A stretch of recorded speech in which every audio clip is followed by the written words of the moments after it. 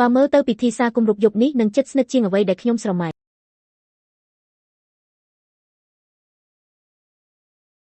បងតាមហេតុអីបងមក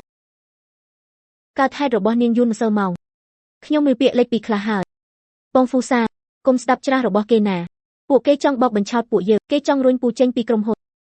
ហៅ8វុយឆ្វាកុំឲ្យចំនួនរវាងខ្ញុំនិងសុងយ៉ាចៅមកប៉ះពាល់សំណាងស្នេហាបងនិងស៊ីនរូឲ្យមនុស្សឥតក្បួននេះ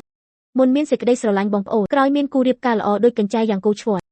ចុងក្រោយចឹងស្រឡាញ់ចេញអីនឹងបងជេងគក់ចាស់នេះគិតតាមអាយុរពីអាការលេបទឹកទៅពេលមុនគិតថាជាបងប្អូនឥឡូវចង់ដាក់មួកបៃតងឲ្យខ្ញុំគុំស្ដាប់ពាក្យប្រឡែក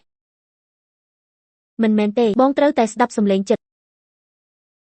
ពេលបងធំនឹងគោឈ្វាន់ឈរពិតជាគំរូក្មេងប្រុសថ្នាក់ខ្ពស់បើខ្ញុំជ្រើសរើសច្បាស់ជារើសគោឈ្វាន់មិនខាត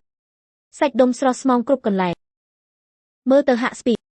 ហើយអីម្នាក់ណាឲ្យបងធំមិនបាន